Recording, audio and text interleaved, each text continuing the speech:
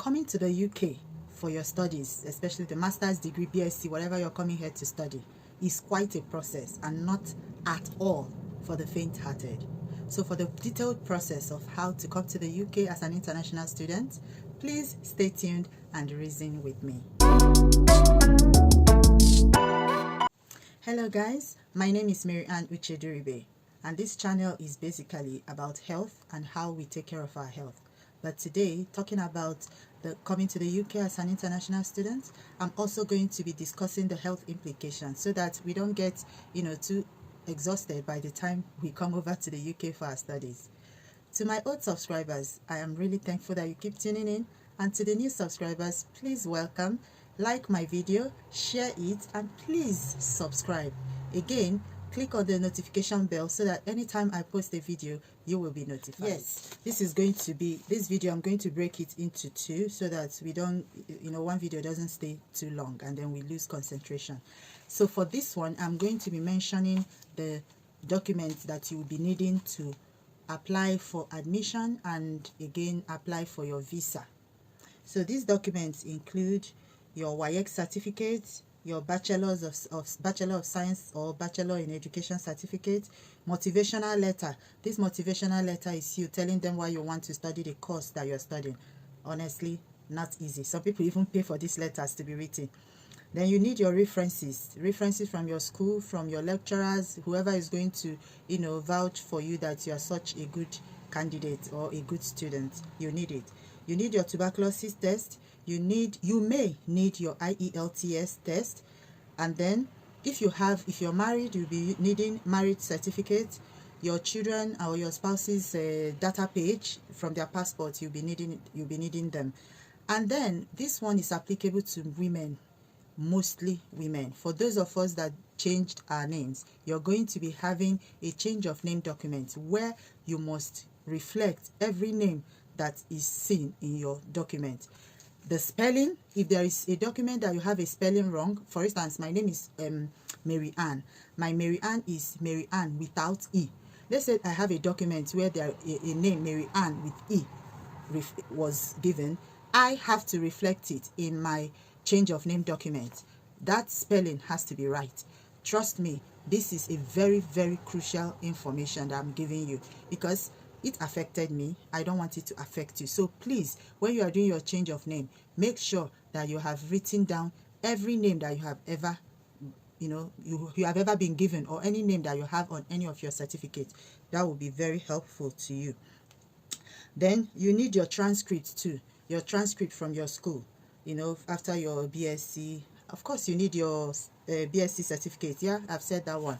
So these are the documents you will be needing. And then there is another one called CAS, but that one is not on you. That one is the school which you applied to that will give you CAS. So these are just the documents that you're required to have before you will be able to apply for visa to come and study in the UK. Now, after you have gotten all these documents, we have another one called proof of fund. Trust me, this proof of fund is where the main stress lies.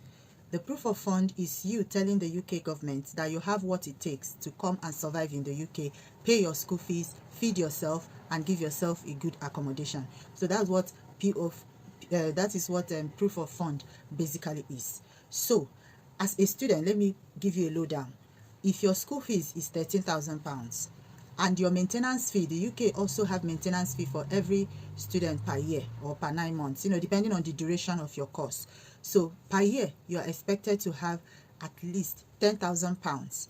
So if your school fees is £13,000, you add £10,000 to it. It means that you should be showing them that you have £23,000 in your bank account, which again, you are going to be showing this thing in Naira, not in pounds. So you're going to be having to exchange it. Thankfully, you are not using the black market exchange rate. You are going to be using the official exchange rate. So if you are lucky, when it is your turn, the official exchange rate will come down. And then you will need less money. Meaning, if the official exchange rate is 600, you're going to be multiplying the pounds by 600. If it is 500, you're going to be multiplying the pounds with 500. Now, this proof of fund before you get the proof of fund, if you had already paid deposit in the school, because every school will require you, will demand or request for a deposit to be paid. This deposit is mostly £5,000. So if you had already paid £5,000, it means that you will deduct it from the £23,000. That means what you are going to be showing in your bank account will be £18,000. That's what you'll be required to show in your bank account. Now, if you have dependents are people that are your immediate family, your wife, your children. Those are your dependents. Each dependent equals £6,000. So if you, depending on the number of children you have, the more the children, the more the money. So for those that have just 2 children, you just do 2 times 6,000, which is 12,000, plus your wife. So 6 times 3, 18. 18 plus 23, you have 31. Am I right? 23, 18, sorry, you have 41. So you are going to be showing £41,000. And it simply means that £41,000, if you had paid deposit of 5,000, then you'll be showing them £36,000. That's what proof of fund is. And this money is going to stay in your bank account for 28 days. Like I said, getting the requirements is not the easiest thing in the world.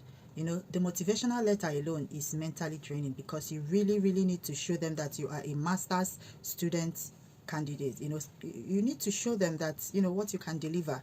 So you need to construct the letter in such a way that when they read it, they will know that this person coming to our school is coming, is a force to be reckoned with. So the motivational letter, getting your transcript, that one, we all know how it is in some of our Nigerian universities. To get your transcript is one of the most difficult things for some schools to give their students. So that one also is there to stress you out. Then, are we going to talk about the international exam, the IELTS? That one is both financially draining and mentally draining, because you're going, now I hear it's about 80-something thousand naira to register for that exam.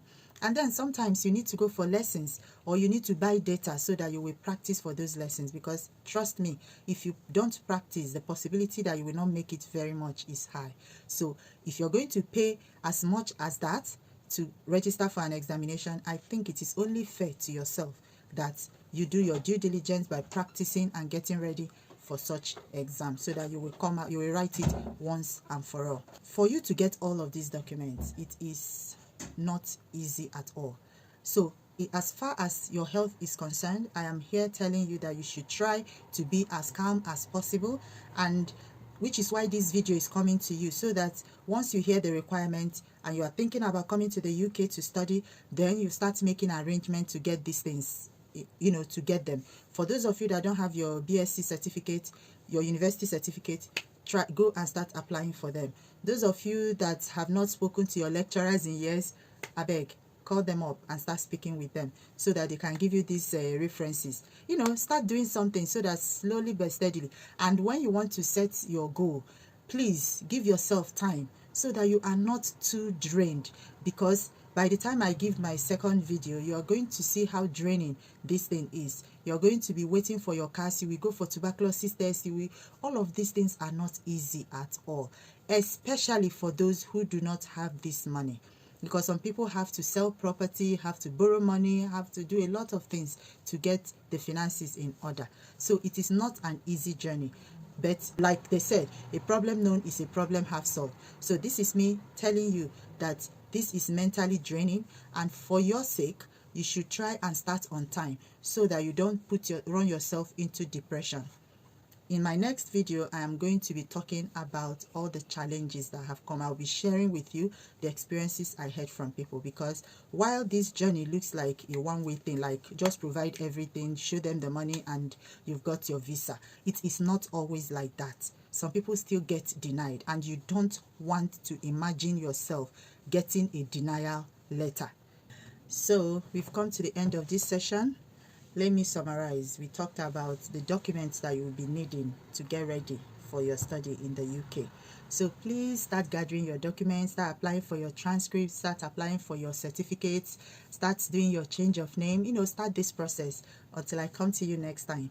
Please, if you enjoyed this video, in fact, you enjoy it though, you did not enjoy it though, please like it, subscribe, and share this video to your friends. Trust me, health is wealth, and I am here with the news of health, how to stay calm in the storm, because getting this visa to the UK as an international student is not easy at all. But now that you know the requirements, now that you know that it's not going to be easy, you will brace yourself and get ready for it. That way, you are mentally intact. Love you.